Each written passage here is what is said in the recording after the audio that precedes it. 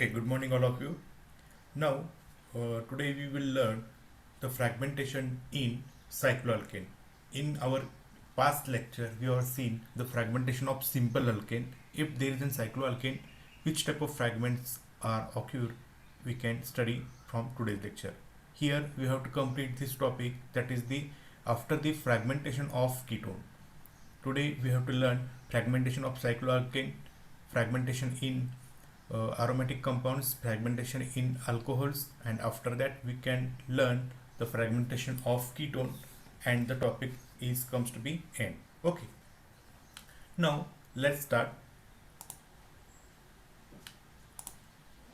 If the fragmentation of cycloalkane, the cycloalkane असेल तर molecular ion strong and commonly observable cleavage of the ring still gives the same mass value.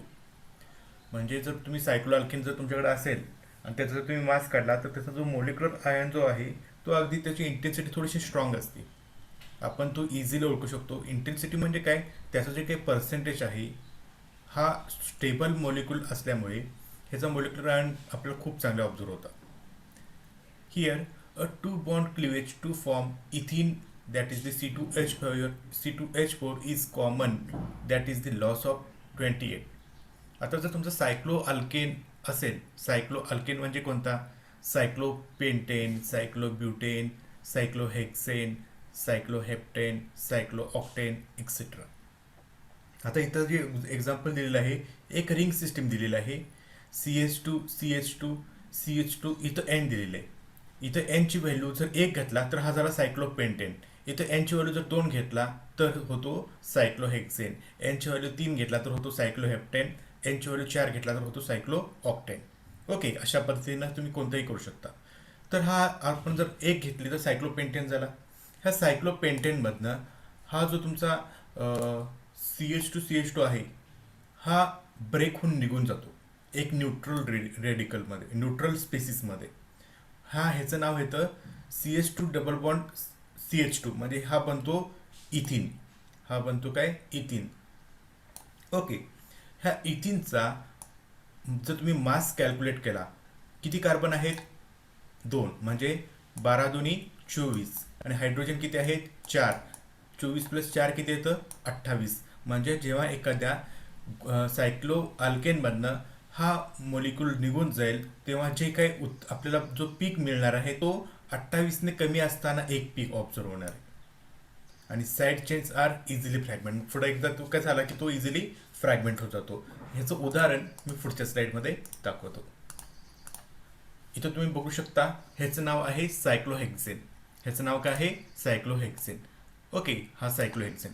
ह्याचं जर तुम्ही molecular weight calculate केला तर ह्याच्यामध्ये एकूण कार्बन 6 आहेत, 12 संग 72, आणि हायड्रोजन किती आहेत, 12 आहेत. 72 प्लस 12 ह्याचं उत्तर किती येतं, 84.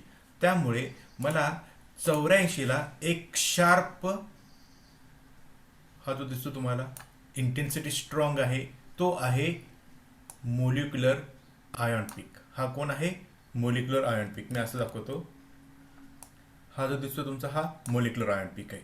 ह्याचा मोलिक्युलर वेट 84 येतो, म्हणून मोलिक्युलर आयॉन पीक कितीला मला ऑब्झर्व झालेला आहे, 84ला ऑब्झर्व झाला आहे. त्याची इंटेन्सिटी जर तुम्ही कम्पेअर केला, इथून जर मी टाकलो तर त्याची इंटेन्सिटी जवळपास 75% इंटेन्सिटी आहे. इंटेन्सिटी त्याची किती आहे, 75%. म्हणजे 75% म्हणजे मोर दॅन 50% तो स्टेबल आहे, अर्ध्यापेक्षा जास्त तो स्टेबल आहे. त्यामुळे त्याचे पीक काय आहेत, 28ला मिळालेले आहेत. ओके, आता हा जो तयार झालेला आहे हा फ्रॅगमेंट होईल. हा काय होईल, फ्रॅगमेंट होईल. आणि हा फ्रॅगमेंट होताना मी आताच काय सांगितलं होतं की ह्याच्यामधनं काय निघून जातो, तर CH2 रेडिकल, C2H4 हा न्यूट्रल स्पेसिस निघून जातो. मग आता जे तुम्हाला इथं रेडमध्ये दिसतं हे निघून गेला तर मला काय मिळेल, इथं C2H4, म्हणजे ह्याचं नाव येतं इथिन, आणि शिल्लक काय राहिला, हा पार्ट. ओके, मग 84 मधनं 28 वजा करा. इथे एमची व्हॅल्यू 84, त्यातनं 28 वजा करा. 28 कुणाचं वेट, तर हे 28 हे आपल्या इथेनचं वेट. ओके, हे गेला वजा करा, उत्तर काय येतं, 56. तर मला एक्झॅक्टली 56ला एक पीक मिळतो. तो पीक आहे इथे. 56ला जो पीक मिळाला ते तुम्ही ते कॅल्क्युलेट करू शकता. इथं आहे 51, हा आहे 52, हा आहे 53, हा आहे 54 आणि इथं जी लास्ट मोठी लाईन दिसती हा आहे 56ची. आणि त्यामुळे मला जो 56ला जो पीक मिळाला तो कोणता रेडिकल कॅटायन आहे, तर हा रेडिकल कॅटायन आहे. आणि फायनली ह्यातनं परत फ्रॅगमेंटेशन होतात, छोटे छोटे फ्रॅगमेंट ते आपण दाखवतो, काही वेळेला दाखवत नाही. हे फ्रॅगमेंट छोटे छोटे झालेले आहेत. अशा पद्धतीनं सायक्लोहेक्झेनच असेल तर आपल्याला असं मिळेल. सायक्लोपेंटेन असेल तर किती मिळेल आपल्याला? येस, सायक्लोपेंटेनसाठी काय काय मिळेल? सगळ्यात पहिला सायक्लोपेंटेनचं मोलिक्युलर वेट किती येतो? सायक्लोपेंटेनमध्ये 5 कार्बन, 12 पंचे 60, हायड्रोजन किती? 10. किती येईल आता? 70. म्हणजे एम प्लस मला कितीला येणार इथे सायक्लोपेंटेनसाठी? 70ला मिळणार. ही झाली पहिली केस. 70 मधनं 28 वजा करा, किती उत्तर येतं? 70 मधनं 28 वजा करा, किती उत्तर येतं? तो पीक येईल बेस पीक. लक्षात, अशा पद्धतीने त्याचं फ्रॅगमेंटेशन होतं. Then next aromatic compound. आता अरोमॅटिक कंपाऊंड असेल तर आपल्याला जर 77 किंवा 78ला जर पीक आला असेल, म्हणजे ज्याचा 78ला जो पीक आला तो बेस पीक असेल, तर आपण त्याच्यावरनं ओळखू शकतो यस की त्याच्यामध्ये एक बेन्झिन आहे. आणि जर 77ला बेस पीक आला असेल तर आपण ओळखू शकतो की तिथे यस सबस्टिट्यूटेड बेन्झिन आहे. सबस्टिट्यूटेड बेन्झिन आहे. आणि जर आपल्याला 91ला जर पीक आला असेल तर आपण त्याला म्हणणार आहोत ट्रोपेलियम आयॉन पीक. ट्रोपेलियम आयॉन पीक, कारण आधीच मी तुम्हाला सांगितलं होतं की अरोमॅटिक कंपाऊंडचा मोलिक्युलर आयॉन पीक खूप स्टेबल येतो, त्याची स्टॅबिलिटी खूप असते, त्यामुळे मोलिक्युलर आयॉन पीकची इंटेन्सिटी खूप स्ट्रॉंग असते. सिमिलरली बेन्झिनची अरोमॅटिक जो बेन्झिन अरोमॅटिक कंपाऊंड आहे त्यामुळे त्याचा जो काही बेस पीक येतो तो 78ला येतो. आणि जर बेन्झिनला एखादा सबस्टिट्यूएंट अटॅच असेल, फॉर एक्झाम्पल क्लोरोबेन्झिन, तर आपल्याला मोलिक्युलर आयॉन पीक जास्त येईल, पण आपल्याला 77ला एक पीक मिळतो, तो असणार आहे बेन्झिन कॅटायन वरनं असतो. आणि जर आपल्याकडे यस बेन्झायलिक कार्बन असेल, बेन्झायलिक कार्बन म्हणजे काय? यस, बेन्झायलिक कार्बन म्हणजे हा अरोमॅटिक कंपाऊंड आहे, म्हणजे ह्याला आपण म्हणतो बेन्झिन. ह्या बेन्झिनच्या ॲडजसंट जो पहिला कार्बन असतो, ह्या कार्बनला आपण काय म्हणतो? बेन्झायलिक कार्बन. हा कार्बनला आपण काय म्हणतो? बेन्झायलिक कार्बन. आणि हा बेन्झिनपेक्षा सुद्धा खूप स्टेबल असतो. हा बेन्झिनपेक्षा सुद्धा काय असतो? खूप स्टेबल असतो. आता हे जे तुम्हाला येलो दिसतो मी मार्क केलेलं, ह्याचा जर तुम्ही मोलिक्युलर वेट फाइंड आउट करा, बघूया किती येतो. जनरली बेन्झिनचा म्हणजे एवढ्या पार्टचा मोलिक्युलर वेट येतो 77. ओके, त्याच्यानंतर दोन हायड्रोजनचे किती झाले? 78, 79. आणि त्या 79 मध्ये कार्बनचे 12 ऍड करा, किती जातात? 12 ऍड केल्यानंतर तर उत्तर येतं 91. म्हणजे 91ला जो पीक येतो तो डोळं झाकून आपण म्हणायचं की इथं बेन्झायलिक कॅटायन आहे. हे आता आपण वाटतं इतकं सोपं नाही आहे. जनरली जेव्हा आपण एनिमाचे प्रॉब्लेम सॉल्व्ह करतो कंबाईंड, तेव्हा आपल्याला ही खूप महत्त्वाची इन्फॉर्मेशन देतो. आणि हा ट्रोपेलियम कॅटायन आपण पुढं बघणार पण आहोत. आणि आपण हे ऑलरेडी पहिल्या सेमिस्टरमध्ये बघितला होता, हा अरोमॅटिक आहे की नॉन अरोमॅटिक, तर हा अरोमॅटिक होता. ओके, तर ह्या कंपाऊंडचा जर तुम्ही मोलिक्युलर वेट फाइंड आउट केला तर 91 येतो. ओके, आता आपण एक पर्टिक्युलरली एक्झाम्पलला आपण जाऊया. त्याचं नाव आहे बेन्झिल ब्रोमाइड. त्याचं नाव काय आहे? बेन्झाइल ब्रोमाइड. हे त्याचं स्ट्रक्चर आहे. ओके, मग ह्याच्या आधी बेन्झाइल ब्रोमाइड ह्यामध्ये ब्रोमिन आहे. ब्रोमिन हा हेटेरो ॲटम ब्रोमिन हा हॅलोजन आहे. आणि ब्रोमिन हॅलोजन असताना आपल्याला एम प्लस आणि एम प्लस 2 असे दोन पीक ऑब्झर्व होतात. एम प्लस आणि एम प्लस 2 पीक असे, हे त्याचं मोलिक्युलर आयॉन. आणि त्याचा तुम्ही केअरफुली नोट डाऊन केला मोलिक्युलर आयॉन, तर ह्याची इंटेन्सिटी 2 इथं दिसते आपल्याला. जवळपास तो 171 प्लस 173 ह्याच्या आसपास काहीतरी तो आहे त्याचा मोलिक्युलर वेट. ओके, मग हा स्पेसिस जेव्हा फ्रॅगमेंट होईल, हा मोलिक्यूल जेव्हा फ्रॅगमेंट होईल तेव्हा काय होतो? ह्यातनं ब्रोमिन निघून जाईल. ह्यातनं काय होऊन जाईल? हा ब्रोमिन निघून जाईल. निघून गेल्यामुळे शिल्लक काय राहतो? तर शिल्लक राहतो आपला हा बेन्झायलिक कॅटायन, ज्याला आपण म्हणतो काय, बेन्झायलिक carbocation.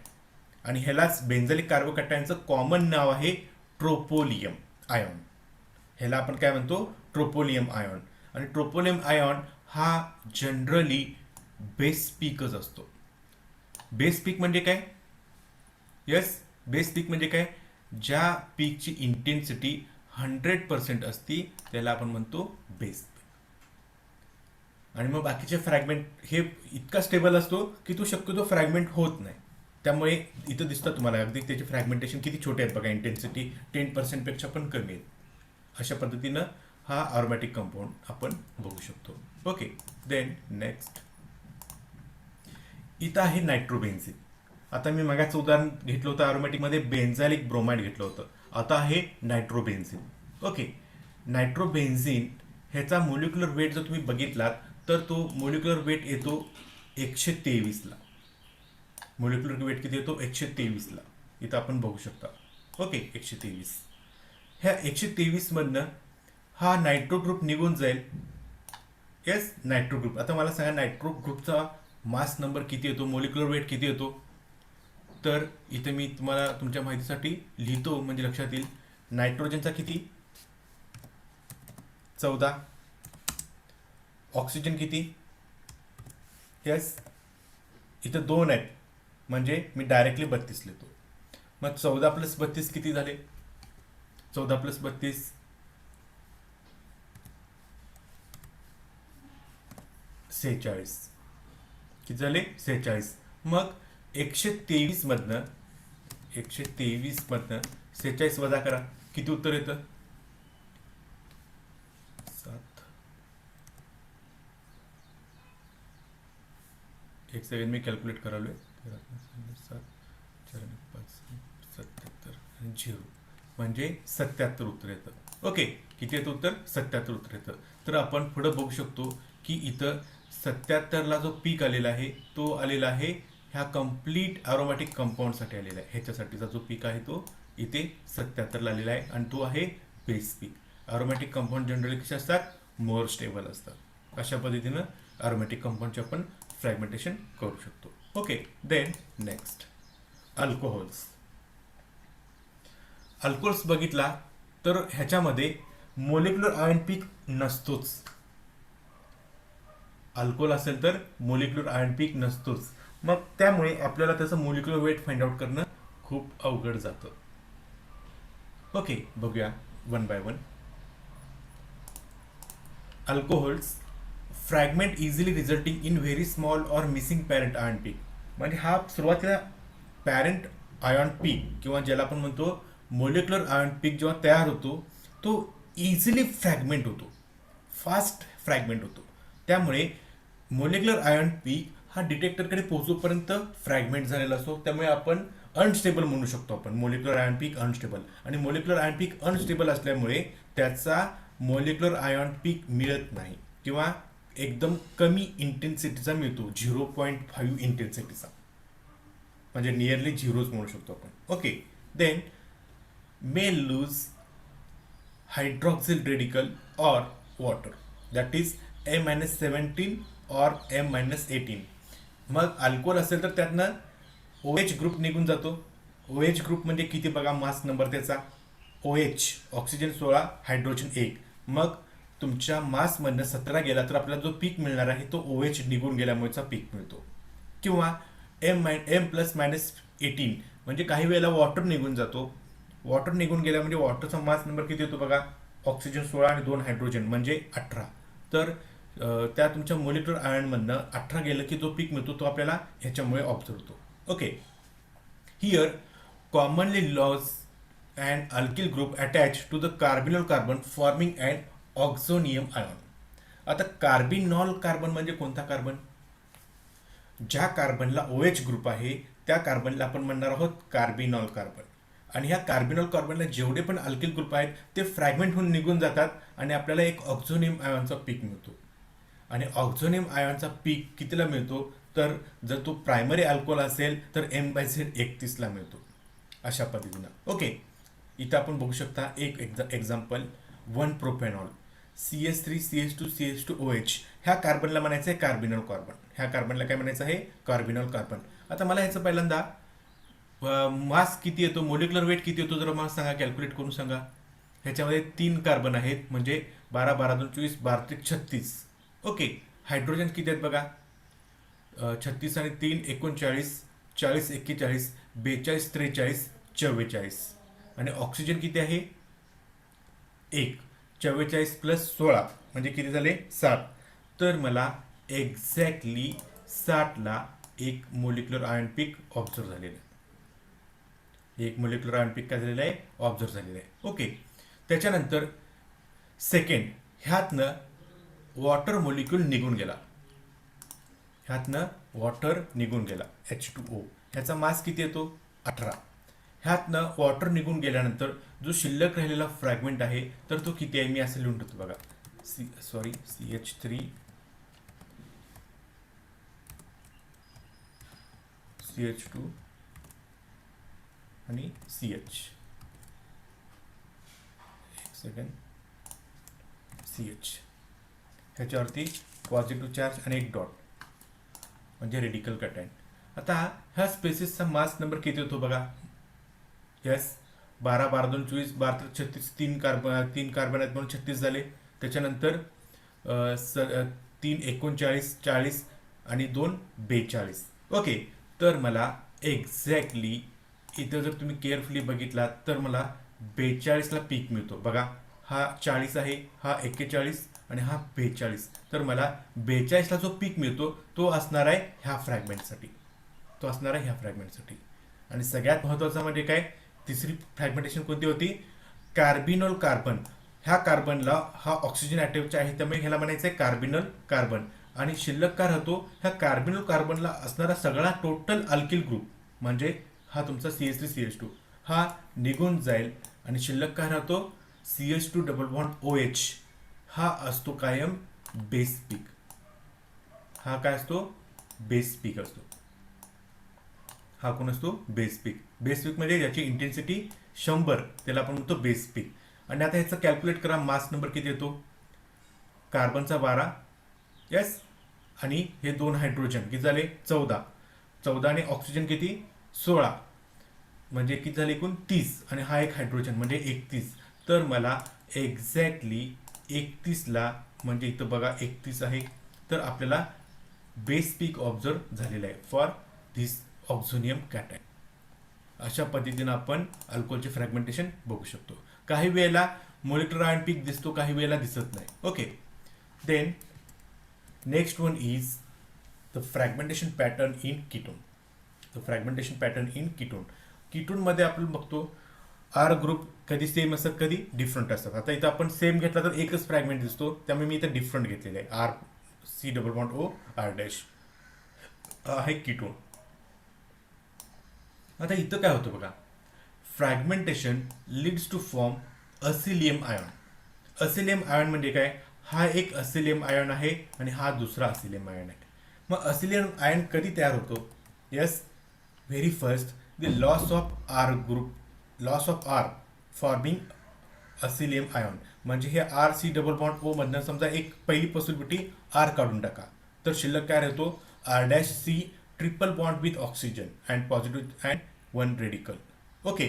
And second possibility is loss of R' forming RC triple bond O अशा पद्धतीनं. आता आपण ह्याचं एक्झॅक्टली उदाहरण बघूया म्हणजे तुम्हाला थोडं जास्त लक्षात येईल. ओके. तर इथं आहे 2 पेंटॅनोन. आता हे पर्टिक्युलर एक्झाम घ्यायचं म्हणजे ह्याच्यामध्ये मॅकलाफर्टी रिअरेंजमेंट होती. काय होती? मॅकलाफर्टी रिअरेंजमेंट. हे मी आता इथे तुम्हाला सांगणार आहोत. सगळ्यात पहिल्यांदा तुमचं काम काय आहे? यस, ह्याचा मोलिक्युलर वेट फाइंड आउट करणं. बघा ह्याचा मोलिक्युलर वेट किती येतो? फाइंड आउट करा. कार्बन पहिल्यांदा मोजा. 1 2 3 4 5 5 कार्बन म्हणजे 12 पंचे 60. आता हायड्रोजन मोजा. 3 4 5 6 7 8 9 10 म्हणजे 60 आणि 10 किती झाले? 70. आणि ऑक्सिजनचे 16 म्हणजे किती झाले? 86.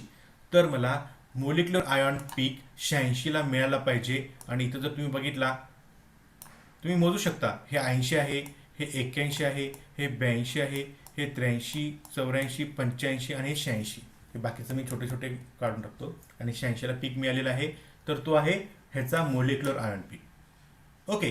त्याच्यानंतर मी पहिल्यांदा काय म्हटलं की ह्यातनं एकदा आर ग्रुप निघतो आणि एकदा आर डॅश ग्रुप निघून जातो. आता सगळ्यात पहिला मी ह्याला काय म्हणतो, ह्याला मी आर ग्रुप म्हणतो. ह्याला काय म्हणतो मी, आर ग्रुप. ओके. आणि सॉरी, इथं दिसत नाही, थांबा, मी असं दाखवतो. हा CS3 आहे, तो आर ग्रुप आहे. ओके. आणि हा शिल्लक राहिला हा आर डॅश ग्रुप आहे, म्हणजे तुम्हाला समजेल. सगळ्यात पहिल्यांदा आपण आर ग्रुप काढून टाकूया. आर ग्रुप म्हणजे मिथिल काढून टाका. 86 मधनं, यस, 86 मधनं मिथिलचं मोलिक्युलर मास किती येतो, मास नंबर किती येतो मिथिलचा, कार्बन 12 आणि 3 हायड्रोजन म्हणजे 15. म्हणजे 86 मधनं 15 वजा करा, किती येतो उत्तर, 1 आणि 7. तर मला 71ला जो पीक मिळतो, तर तो पीक मिळणार आहे ह्यातनं मिथिल ग्रुप काढून टाकल्यानंतरचा पीक. आणि इथं जर तुम्ही केअरफुली ऑब्झर्व केला तर इथं आपल्याला 71ला पीक आहे बघा. आलं लक्षात. आता दुसरी पॉसिबिलिटी काय करूया आपण, आर डॅश ग्रुप काढून टाकूया. कोणता ग्रुप काढून टाकूया, आर डॅश.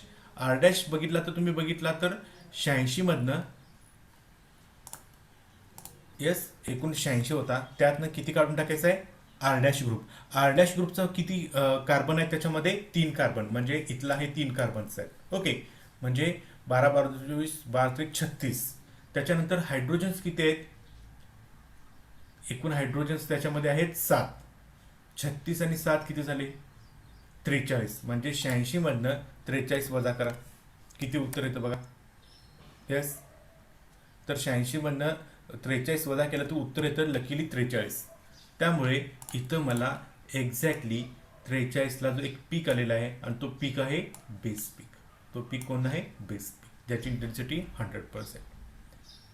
अशा पद्धतीनं आपल्याला इथं फ्रॅगमेंटेशन ऑब्झर्व होतं. ओके. ह्या स्पीकमध्ये आपल्याला अजून एक फ्रॅगमेंट ऑब्झर्व होतो. कसा ऑब्झर्व, काय ऑब्झर्व होतो, तर मी थोडंसं तुम्हाला इथं सांगतो आणि मग तुम्हाला तो पॉईंट मी शिकवतो. ह्या कीटोनमध्ये जर तुम्ही बघितला तर ह्या कार्बोनिल ग्रुपपासनं ह्या पहिला कार्बन आहे तो अल्फा कार्बन आहे. ओके. दुसरा कार्बन हा आहे तो बीटा आहे, आणि हा आहे गॅमा. इथं ग्रीक वर्ड लिहिता येत नाही म्हणून मी ABG असं लिहिलं आहे. A for alpha, B for beta आणि गॅमासाठी G ही टर्म यूज केलेली आहे. जर तुमच्या कंपाऊंडमध्ये, यस, ह्या चार्ज साईडपासून, ह्याला आपण म्हणणार आहोत चार्ज साईड, ह्या चार्ज साईडपासून, यस, म्हणजे ऑक्सिजनवरती रेडिकल कॅटायन, इथून जर गॅमा कार्बन असेल आणि गॅमा कार्बनला हायड्रोजन असेल, तर इथं एक वेगळा फ्रॅगमेंट ऑब्झर्व होतो. एक वेगळा फ्रॅगमेंट ऑब्झर्व होतो. काय फॉर्म होतो एक्झॅक्ट वेगळा फ्रॅगमेंट, तर जो तुमचा गॅमा हायड्रोजन होता, यस, हा तुमचा गॅमा हायड्रोजन, गॅमा कार्बनला हायड्रोजन आहे, त्याला आपण गॅमा हायड्रोजन म्हणायचं आहे. ओके. ह्या हायड्रोजन 3 पैकी एक हायड्रोजन ह्या ऑक्सिजनकडे जाईल, ह्या ऑक्सिजनकडे जाईल, आणि अल्फा आणि बीटा ह्यांच्यामधला बॉन्ड ब्रेक होईल. अल्फा आणि बीटा मधला बॉन्ड ब्रेक होईल, आणि आपल्याला एक वेगळा फ्रॅगमेंट मिळतो, ज्याचं मी इथे स्ट्रक्चर ड्रॉ करतो. CH3, C, हा O, गॅमाचा हायड्रोजन काढून घेतल्यामुळे OH, ह्या कार्बन आणि अल्फा कार्बन मध्ये double bond CH2. Okay. Plus शिल्लक काय राहिला, बीटा आणि गॅमा मध्ये डबल बॉन्ड तयार होतो, CH2, डबल बॉन्ड CH2. हा आहे न्यूट्रल, पण हा आहे, सॉरी, हा न्यूट्रल पण हा आहे रेडिकल कॅटायन. आणि रेडिकल कॅटायन ह्याचा M/Z किती होतो कॅल्क्युलेट करा. एकूण कार्बन किती आहे त्याच्यामध्ये, 12 12 24 12 36. 36 मध्ये हायड्रोजन्स मोजा किती आहेत, 5 हायड्रोजन. 36 प्लस 5 किती झाले, 36 प्लस 5 41 झाले. आणि अजून 16 हायड्रोजन, म्हणजे 41 6 47 57. ह्याचा मास नंबर, मास किती येतो, 57. आणि जर तुम्ही इथं केअरफुली ऑब्झर्व केला तर आपल्याला इथे 57ला एक पीक मिळतो. काय मिळतो? एक पीक मिळतो. आणि ह्या पीकला आपण म्हणणार आहोत मॅकलॅफर्टी पीक. त्याला आपण काय म्हणणार आहोत? मॅकलॅफर्टी. ह्या तुमच्या पॉईंटमध्ये मासमध्ये सगळ्यात शेवटचा जो राहिला होता तो आहे मॅकलॅफर्टी. आणि मॅकलॅफर्टी आपण खूप महत्त्वाचा आहे, लक्षात घ्या. मॅकलॅफर्टी हा खूप महत्त्वाचा असतो. बऱ्याच वेळेला हा खूप स्टेबल असतो. आता हे पॉईंट बघितलं आपण मॅकलॅफर्टी, तर आपला आज मास संपतो. ओके, आता आपण मॅकलॅफर्टी बघूया. ओके, इथं आहे. हे मी आधी घेतलं नव्हतं. हा फक्त कीटोन किंवा अशा कंपाऊंडमध्ये येतो जिथं कार्बन कार्बन डबल बॉन्ड किंवा कार्बन ऑक्सिजन डबल बॉन्ड किंवा कार्बन नायट्रोजन डबल बॉन्ड असं जेव्हा येईल तिथून हा आपल्याला ऑब्झर्व होतो. प्रत्येक ठिकाणी हा ऑब्झर्व होत नाही, पण हा जनरली कीटोन कार्बोनिल ग्रुपमध्ये हा बऱ्याच वेळेला किंवा इमाइनमध्ये बऱ्याच वेळेला ऑब्झर्व होतो. ओके, आता आपण इथं वन बाय वन बघूया. Okay, McLafferty fragmentation. The fragmentation was first introduced by scientist Fred McLafferty in 1956. Hence, this fragment is called McLafferty fragment or McLafferty rearrangement. A basic requirement for McLafferty rearrangement is a hydrogen atom on carbon 3 away from radical cation of an alkene or arene or carbonyl or imine. आता बघा, 3 नंबरचं carbon number जर आपण मोजालो, 1 number, 2 number, 3 number, तर 3 नंबरच्या कार्बनला हा तुमचा charge site आहे. म्हणजे इथं रेडिकल कॅटॅन आहे. ह्याच्यापासनं हा कार्बन येतो पहिला. ह्या कार्बनपासनं 3 नंबरचा कार्बन म्हणजे 1 नंबर, 2 नंबर, 3 नंबर.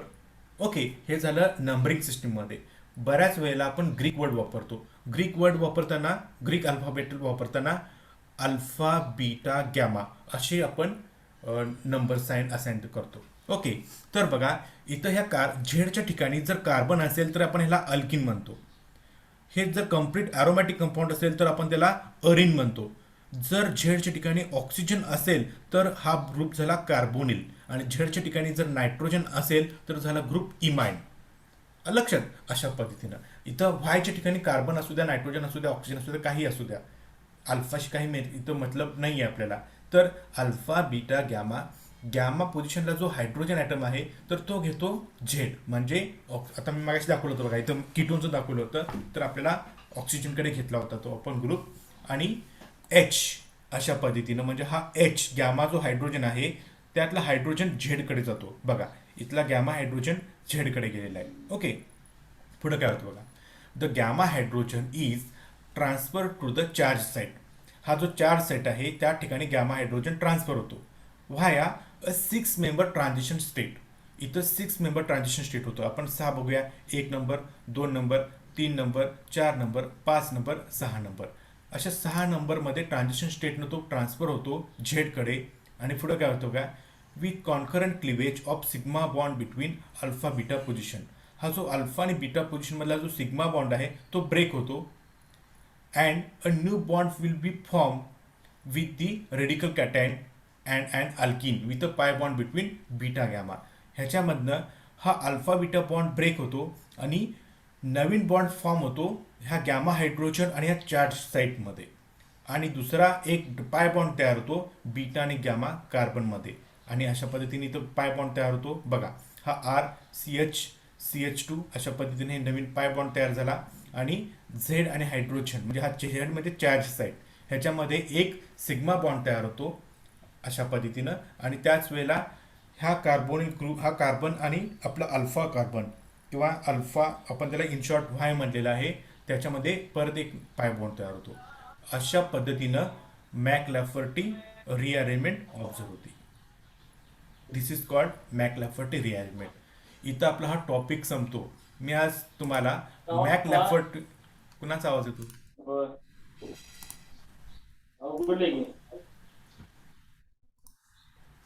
ओके, आज मी तुम्हाला मास स्पेक्ट्रोस्कोपीमध्ये मॅकलॅफर्टीचे बरेचसे प्रॉब्लेम सॉल्व करून मी तुम्हाला सेंड करतो.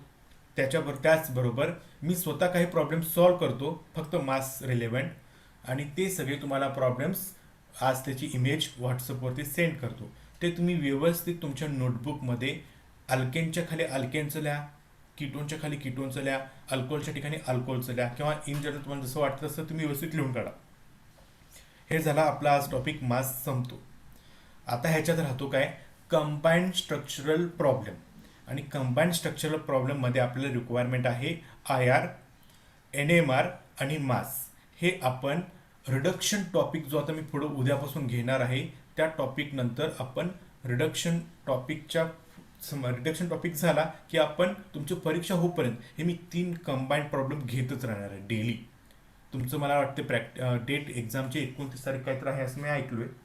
तर जोपर्यंत 29 तारीख येत असणार आहे तोपर्यंत मी ह्याचे प्रॉब्लेम्स घेतच राहणार आहे दररोज, आणि तो बोर्डवर घेणार आहे. ओके, तर इथं आपला हा टॉपिक संपतो. प्रॅक्टिकल एक्झाम सुद्धा तुमची कंप्लीट झालेली आहे. आता तुम्ही अभ्यासाला लागलं पाहिजे. आज तारीख 7 तारीख काहीतरी आहे. ठीक आहे, त्यामुळे जरा अभ्यासावरती फोकस करा. हा मास होता तो मला कम्प्लीट मास नव्हता. पुढच्या सेम 3ला फक्त मासचा एक कम्प्लीट टॉपिक आहे. इथं मी बरेचसे पॉईंट तुम्हाला सांगितलेले नाही आहेत. अल्डिहाइड कीटोन असेल, कीटोनमध्ये असेल, परत सेकंडरी अल्कोहोल असेल, टर्शरी अल्कोहोल असेल तर काय येतं, फिनॉल असेल तर काय येतो, हे आपण सांगितलं नाही. तर फक्त आपण नुसतं म्हणजे नुसतं बघितलेलं आहोत असं फ्रॅगमेंट होतात. पण सेम 3ला जो मास आहे त्याच्यामध्ये आपण डिटेल्समध्ये आपण बघणार आहोत.